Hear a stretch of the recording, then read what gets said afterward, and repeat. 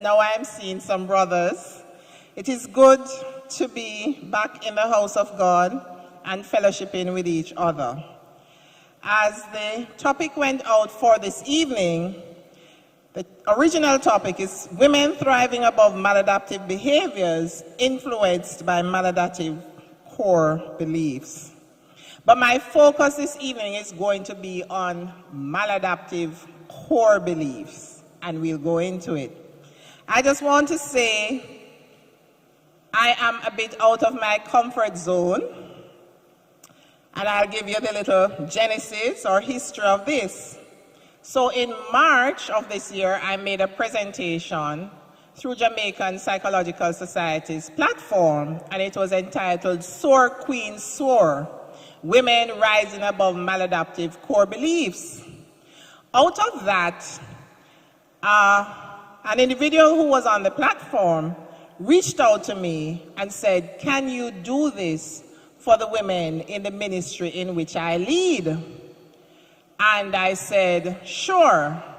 Now, a part of my core belief is that I don't offer myself to do anything.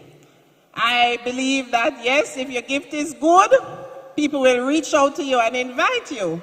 So all my life, I have rarely, if ever, offered to do something. It's really just in recent times.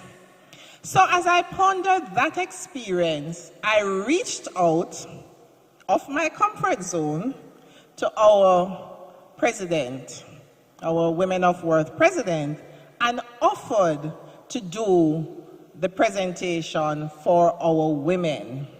And she graciously said yes. So here I am this evening, believing that God is leading, and as our dear sister Pauline prayed, may God be glorified in this time. So I have put a little bit more to it, and I have titled it, Christian Women Thriving Above Maladaptive Behaviors Influenced by Maladaptive Core Beliefs. And so we'll go into it a bit. And we will look at some of the key terms. So what are core beliefs?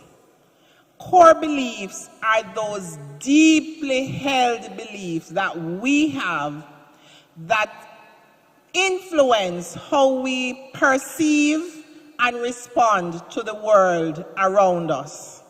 They are deeply held beliefs about ourselves, others, and the world. Now, core beliefs can be positive or good or adaptive, and they can also be maladaptive. And by maladaptive, we mean flawed or not functioning well or not working well for us. Our actions, our perceptions, our responses to all that happen in our life are believed to be driven by that which we believe deep down or are felt to be driven. And this that I'm presenting to you tonight came out of the work of a psychologist known as Aaron Beck. But there is going to be a confluence of psychology and spirituality as I share this evening. Now, maladaptive core beliefs, they are unrealistic, they are unhelpful, but we don't necessarily know that. They operate at the subconscious level. So while these beliefs are driving us and driving our behaviors and driving our thoughts, we are not necessarily aware that this is what is happening. So the theory is core beliefs. If you want to think about a tree, think about the root of the tree. And the core beliefs are at the root and drives everything upwards. Now, attached to these not very realistic core beliefs or not very functional or these flawed, because remember I said we're focusing on the maladaptive ones. Attached to these over time are rules and assumptions that we make about how the world operates. And as we go deeper into the presentation, I will share a little bit about that. I don't want you to lose sight of the fact that core beliefs are deeply held beliefs, not easy to be budged. And when I thought of this evening, I thought of an apple, the American apple. When we talk about the core of the apple, we are talking about deep inside the apple, right? You cut it and you see what is like in the center of the apple. And essentially that is what our core beliefs are to our lives.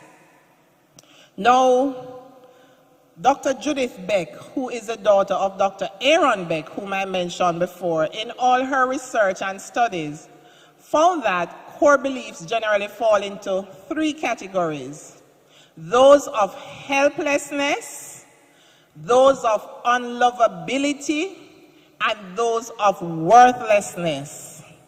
If we operate from core beliefs of helplessness, we tend to doubt our competence, our skills, our ability to do things. We also can operate from places of insecurity.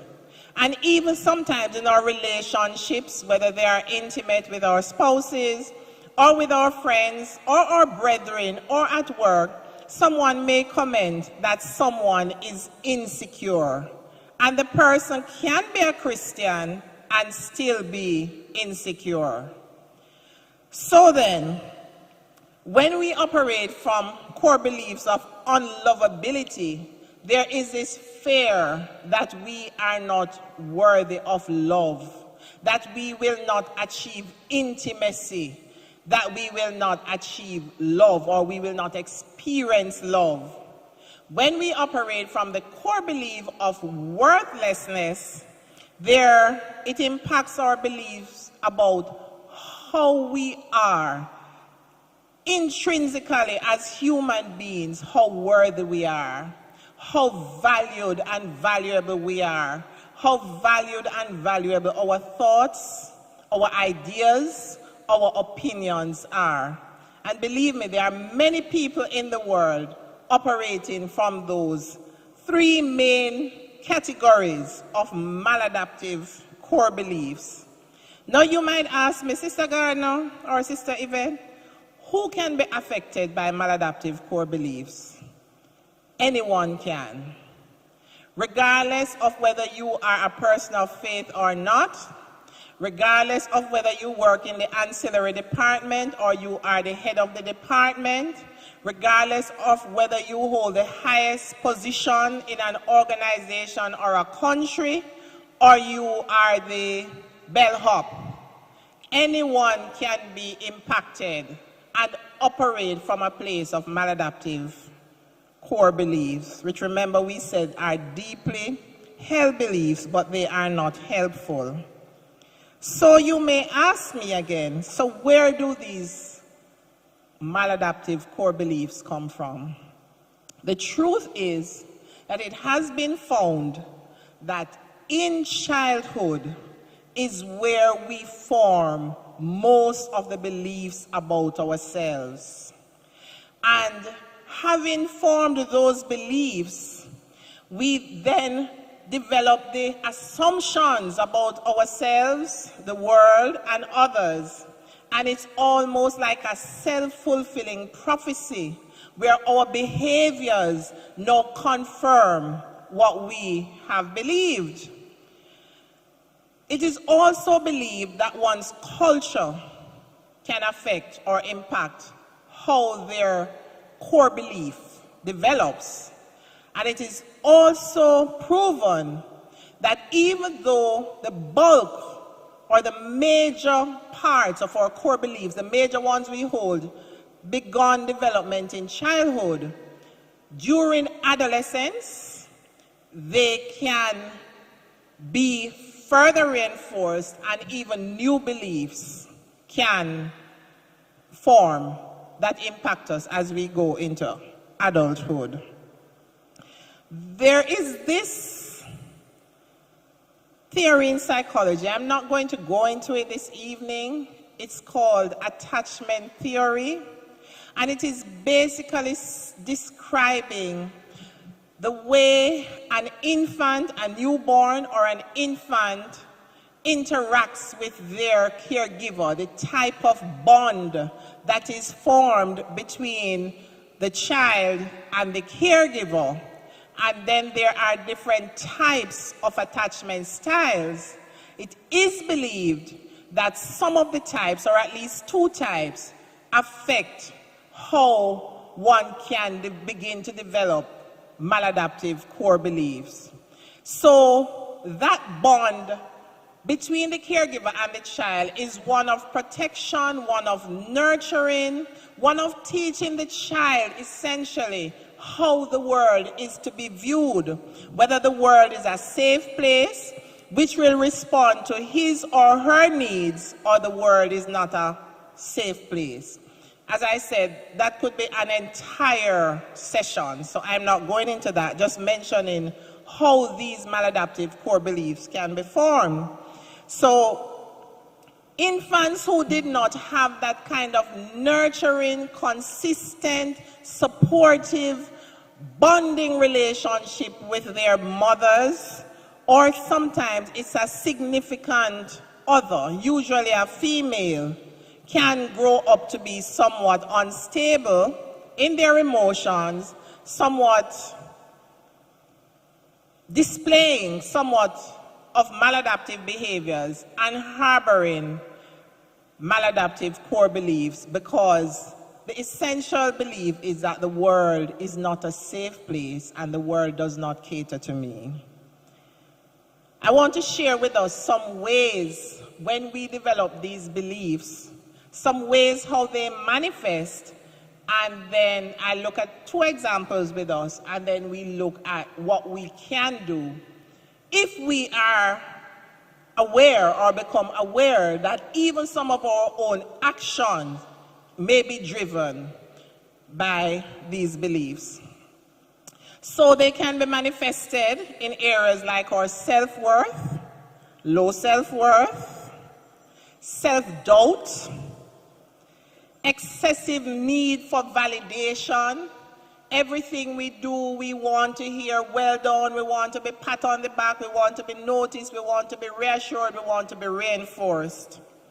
Continual insecurity in us, failed relationships, unwillingness to take on challenging situations.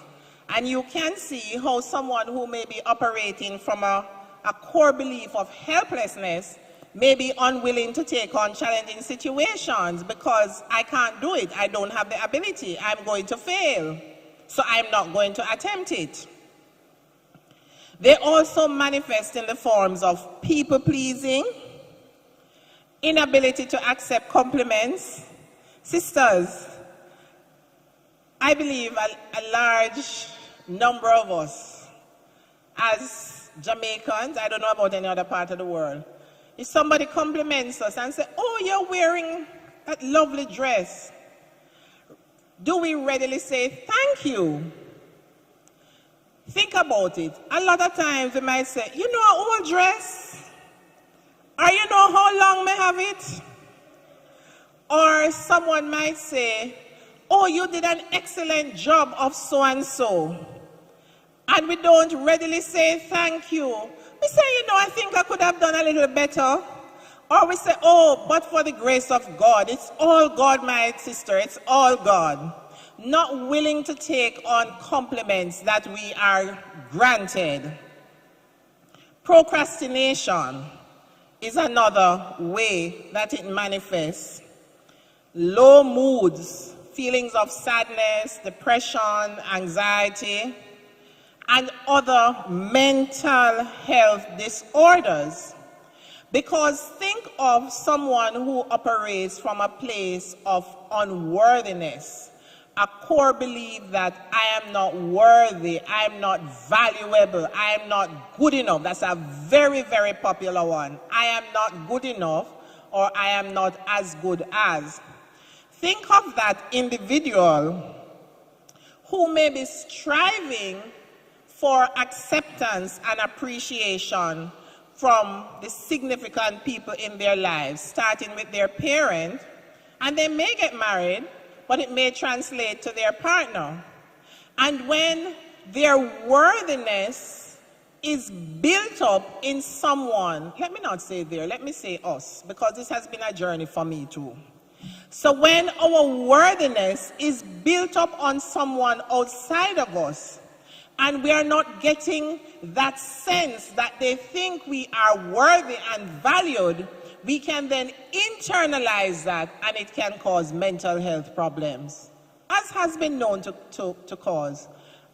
You may be aware, maybe not, of individuals who have had a marriage broken or a relationship ended, and the next thing you know, the person is in the mental health or the psychiatric unit of the hospital. Chances are, if that person had a solid sense of self and was operating from a place of adaptive core beliefs or functional core beliefs, that situation would not necessarily hit him or her that hard. There are also instances where our value and our worth coming from childhood, and let me pause to say this, it's not necessarily that people told us we are not loved or we are not valued or we are not worthy. It's that as children, our childlike brain, some call the back section of our brain, the reptile brain, and the section that deals with emotions, the mammalian brain.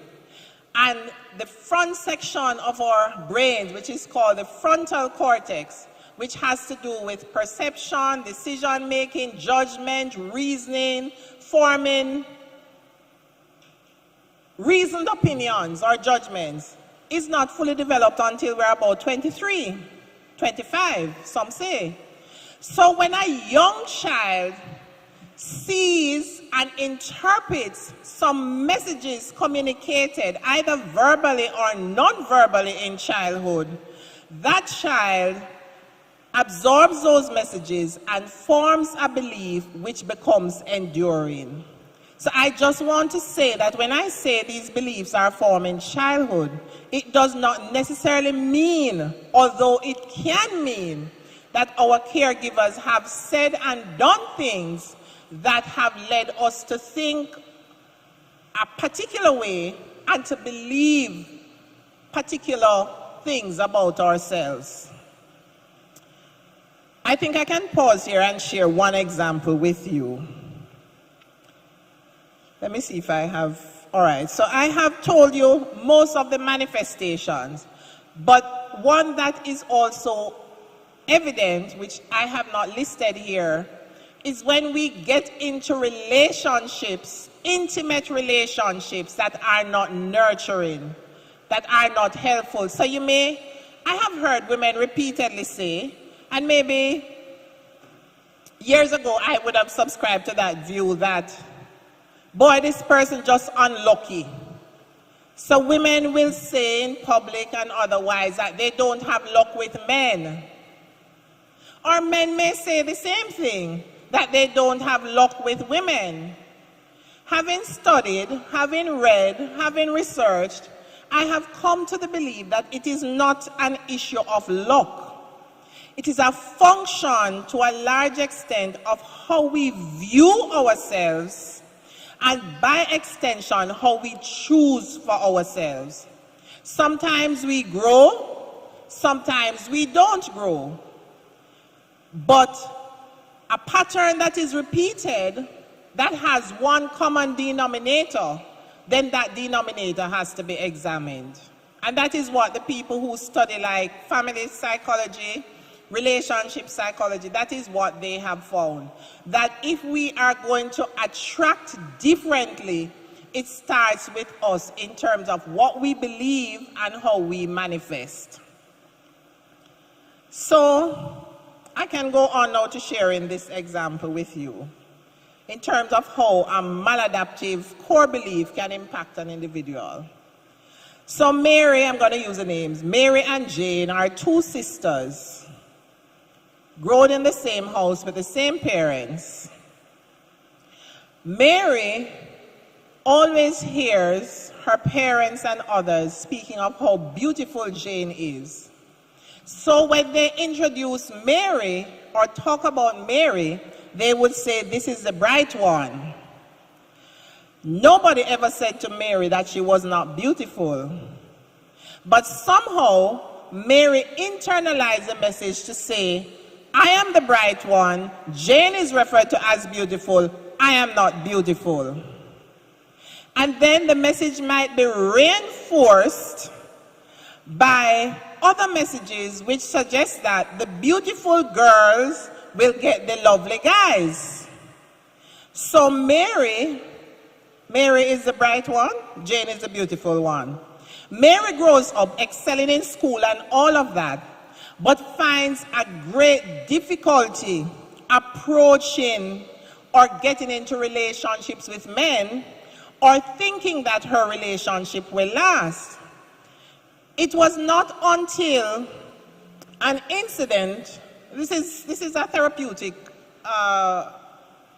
scenario, right? But something that happened when she was at an event and she saw someone whom she liked. And her friends were encouraging her to go over and speak to the person and so. And she would not go, she could not go, she was petrified. She was fearful that she was going to be rejected, she was going to be rebuffed, this person wouldn't like her. And then when she checked into therapy and the therapist started working with her, it went right back to that beginning stage where she was described as the bright one, and she had developed this core belief that I am not beautiful, therefore I cannot attract. But with work, some of you might say she didn't come to Christ. But I want to be very, very real and to say to us sisters that even when we come to Christ, some of these beliefs don't change or they don't go away overnight, and we can't pretend. There are some things we must work on, and there are some things we can pray and fast about and they will go. But if there's a situation that we're praying and fasting and it's not leaving, then we look at what are the resources that God has given us and we reach out and we use them. So I'm going to help us now to look at this cycle. So an early experience, a child is highly criticized and always compared. I know that many of us, or I know in the Jamaican scenario, children have heard, why you can't do well like your brother? Why you can't behave yourself like your sister? Your sister used to do so well in maths. What's wrong with you? And that child, as well-intentioned as our speech is, we are setting that child up to believe that he or she is not good enough. So all of the experts discourage, especially when you have more than one child in a household, discourage parents from comparing children. It does not augur well for their emotional and psychological development. So a child's early experience of criticism and comparison to others, the child now assumes or begin to believe that I am inferior. I am not good enough. My worth depends on others. What usually happens is that a situation in life triggers a kind of behavior that can lead back or trace back to the core belief. So it is core belief, a situation happens, the person thinks in a maladaptive way, feels in a maladaptive way, and then behaves in a maladaptive way. I will, when I touch on how we will work on effecting the change, I will address that part in terms of what is at the bottom, what manifests, then we think, feel, and act. So that child develops feelings of inferiority, believes that he or she is genuinely inferior or not good enough. Later in life, that child may enter a relationship and the relationship doesn't work out. What do you think that child or that now adult is going to think? I'm not worthy, I'm not good enough, so if a relationship breaks up, it has to be my fault. And takes on responsibility that he or she should not take on. Then, it could go even further. It's my fault. I'll never have a good relationship. I'm going to be alone forever. Because that the automatic negative thoughts or the negative automatic thoughts that follow what we believe, then we automatically in a negative situation or in a situation start thinking negatively.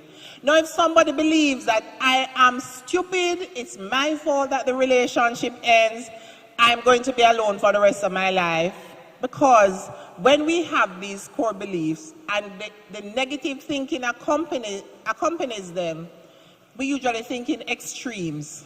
So we use words like never, always, all the time, everybody, nobody. There is no middle ground. There is no balance. And when we start thinking in extremes, it actually sets us up for failure and for a downward spiral. Nobody likes me. Nobody loves me. Everybody hates me. Nobody will do anything for me.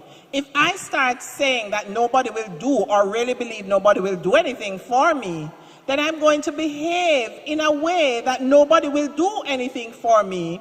And subsequently, nobody will seemingly do anything for me, and it reinforces that belief. So what are the symptoms? Or the behavior? The person may withdraw, lose interest in relationship, procrastinate, and then the feelings that accompany that kind of belief and thinking: sadness, anxiety, guilt. Why anxiety? Anytime that person is maybe getting to a place of a relationship, they begin to become anxious that it's not going to work out, that they're going to do something to mess it up. And the more anxious we get about something is the more likely we are to do what we are anxious about. Anxiety also is a whole nother presentation. What then can result from that? With anxiety, sadness, etc., then the person can end up having sleep issues, eating issues, and just their overall, as I linked it back to our overall mental health being impacted.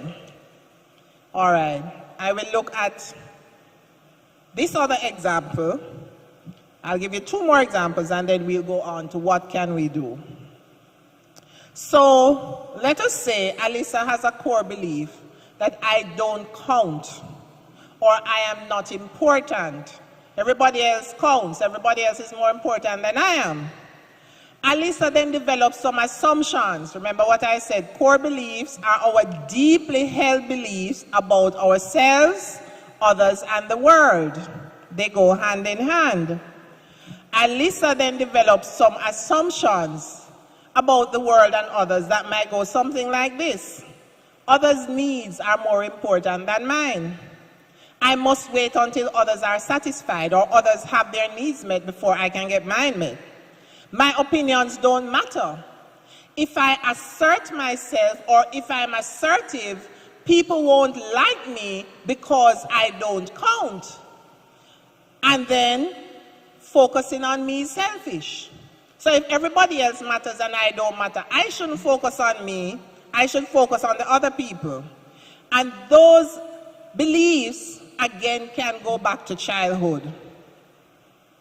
If, for example, a child maybe has his or her toy and we want to teach them to be kind and to share, we may go overboard by every time or most times or many times saying to the child, give up, give up, give up, yield to others, concede to others, and the child just grows up thinking, okay, well, I must always give up to others. Or if the child tries to speak and they are not given an opportunity to express their needs and what they're experiencing, that child then believes, oh, my voice doesn't need to be heard. My voice is not important. And I have met in my work with offenders and in my work in counseling with individuals, I have met many individuals who have a challenge being assertive about their needs and desires. Some of it, not so much of it, when traced back, went to childhood. I also spoke about adolescence. It could be a simple experience as a child attempting to answer a question in a class and a teacher ridicules that child. That child shuts up and shuts down. And regardless of how he or she may go on to achieve educationally, you will not get, even when that child has excellent points to share, he or she may not share it because he or she does not want to be ridiculed or feel that they are going to talk nonsense or believe that somehow, deep down, despite all the evidence that they are not stupid, if they get up and open their mouths, they are going to be perceived as stupid. So, I told you I would share two more. That is one. The second one.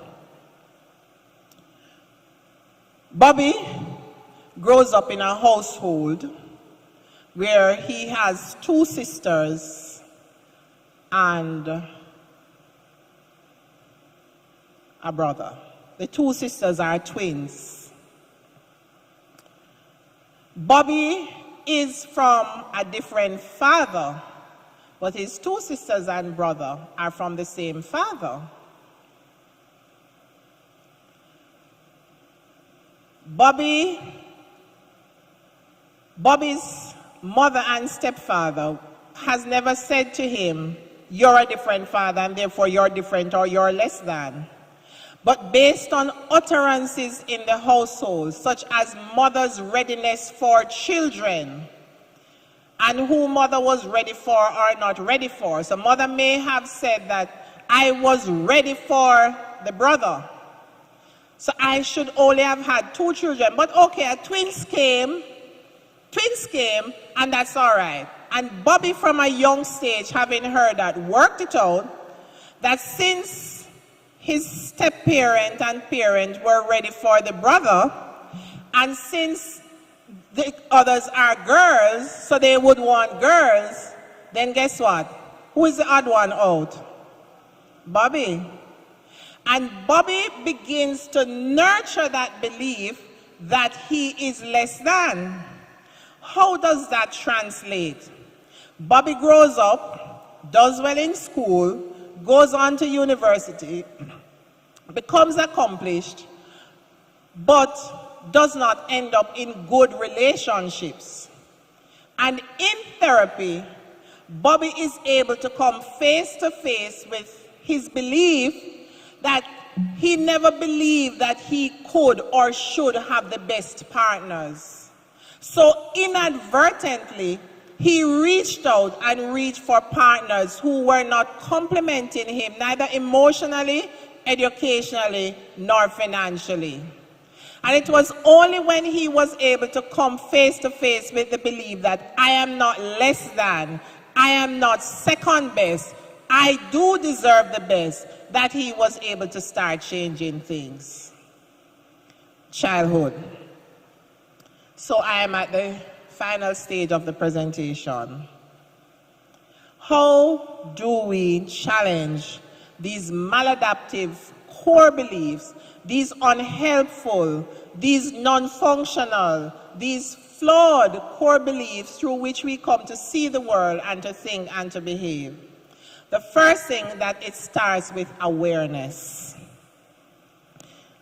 Being able to identify what the beliefs are, but it's not that simple. Because remember I said that the beliefs are operating at the subconscious level. So we usually start with the thoughts.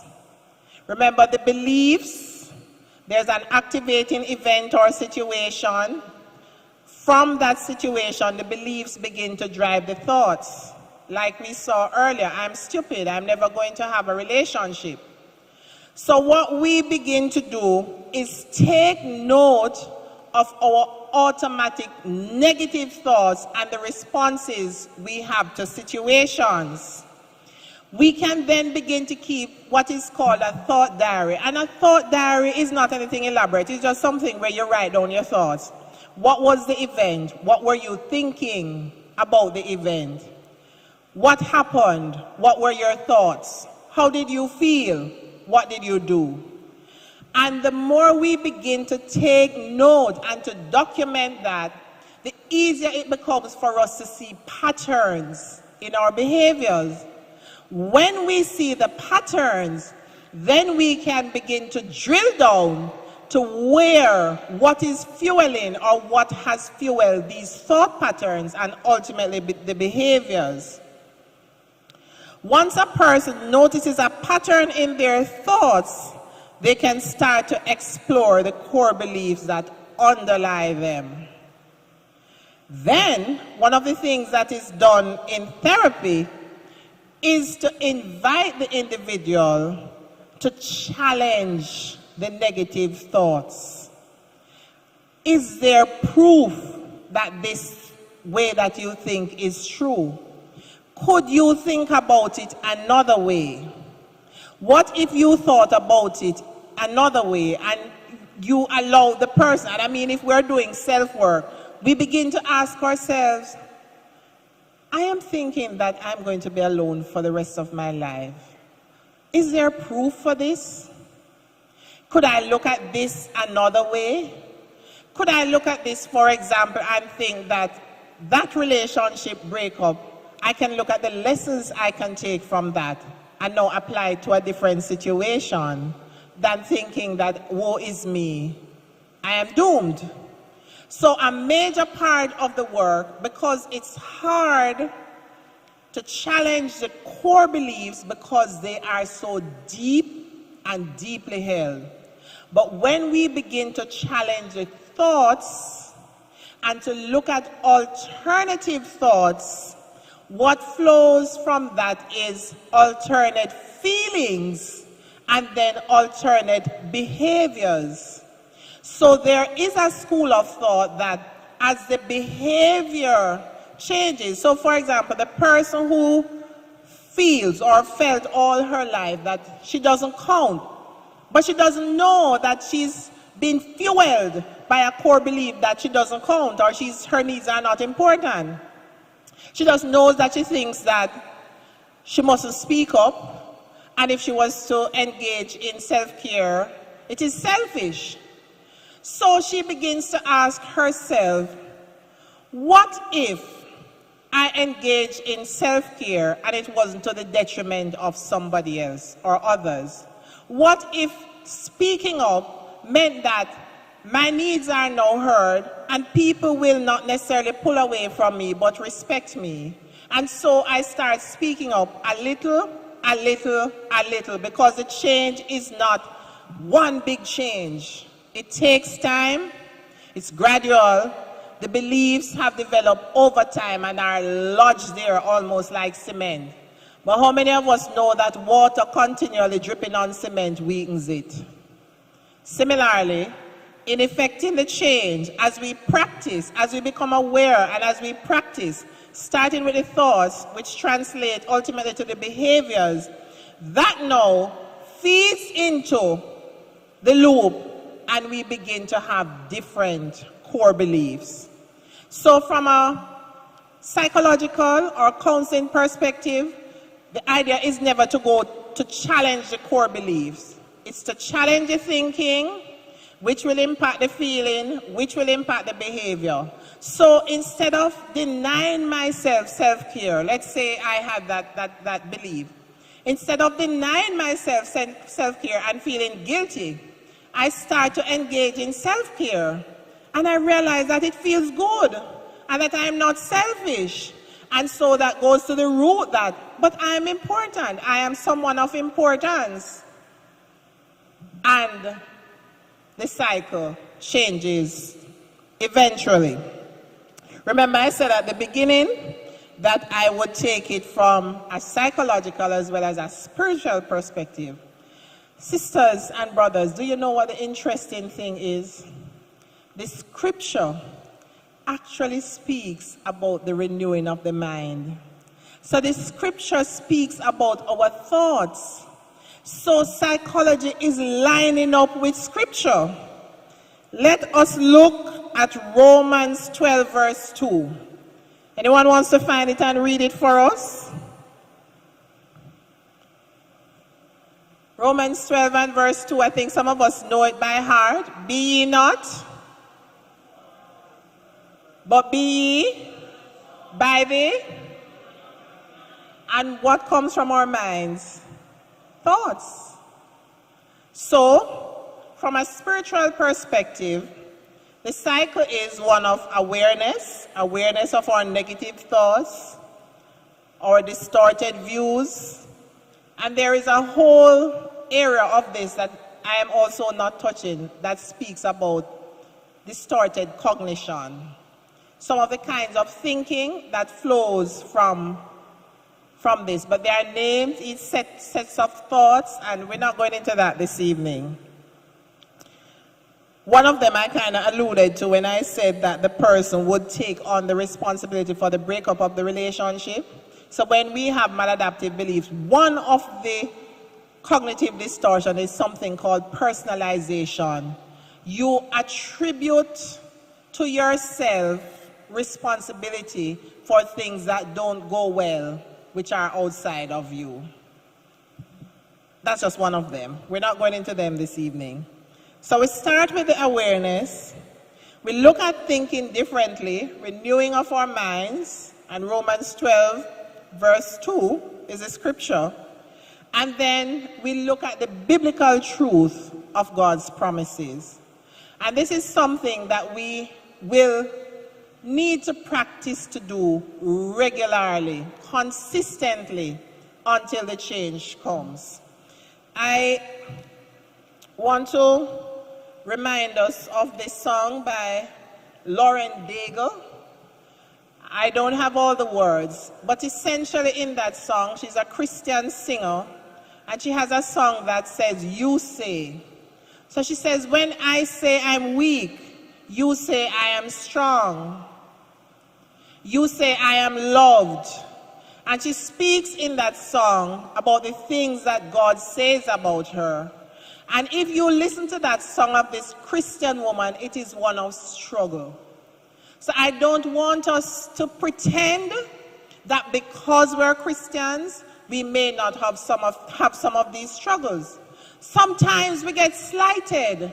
A simple thing like somebody passing us and maybe not saying good morning or good day or not greeting us the way we think. We might just think that it's on the surface. But sometimes our responses are fueled by our deeper thoughts that we are not good enough, or we are not wealthy enough, or we are not educated enough, and our worth would only be seen and valued through those lenses. So it's important that we become aware of these things, and I'm sending you to go and do your research, and I'm sending you to go and log into the promises like I have been logging into. So one of the favorite ones is the one for me in Psalm 139, where the Lord tells me that I am fearfully and wonderfully made, and He knit me together in the inmost parts in my mother's womb. And I'm telling you that some of these revelations or awareness don't necessarily come early. Some of them come later in life. For some people, they come later.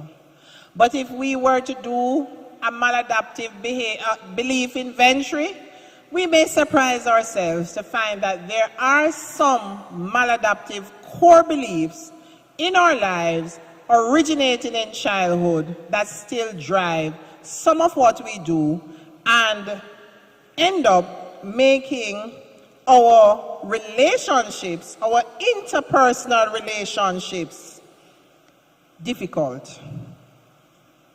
Sometimes people say some of us, we can't get on with anybody, but it's some of those things that are under there. I don't know if it's going to come through spiritual deliverance. I don't know if it's going to come through therapy, but I'm offering you both. So what might life look like if we're able to shake these flawed, unserving beliefs? greater goals achieved. If, for example, I believe I'm not good enough, I might believe that if I attempt something, I'm going to fail. It may be that I want to go on to further studies, but because of that fear of failure, driven by a belief that I am not good enough, I don't try. So I self-sabotage and I don't go for my goals. It might be a position that I'm very qualified for, but because of that deeply held belief, I don't put myself out there and I don't go for maybe what God intended. I don't know. There are some people who are fatalistic in their view. They say, well, if it was for you, you would go for it. I'm not sure I necessarily ascribe to that or subscribe to that. So our lives could look like this. More goals achieved, greater levels of self-love, self-acceptance, and self-compassion, better quality intimate relationships, better interpersonal relationships, less mental health challenges such as depression and anxiety, and an opportunity for us to express our authenticity and showing up in all who we are. There's this thing I wrote some time ago that says that you, me, we, I am, you are valued and valuable. Your ideas are valued and valuable. You're a person of worth. I am a person of worth. And so when we begin to think differently, to act differently, we will feel differently, and we will go to the root. But it starts with us, and thanks be to God, we have someone. We have the Holy Spirit who will succor us, who will help us, who will open our eyes, who will give us the awareness. Much of what I have learned and been made aware of in the last 5 to 7 years, I believe with all my heart came out of the Holy Spirit opening my eyes to a number of things. Sometimes, I kind of argue with him and say, so God, why you never show me this before? But who am I? The secret things of God belongs to God, and that which he chooses, he reveals to us. So what I am is thankful for the knowledge and the revelation I am now getting. And the promise to myself and to God is the more I get these revelations that can help me in my life and help others, is the more I will share. So sisters, thank you for listening. Brothers, thank you for listening. God bless you. And I'm going to invite, I'm not sure if it's Sister Marvel, to come and close off for us. God bless you.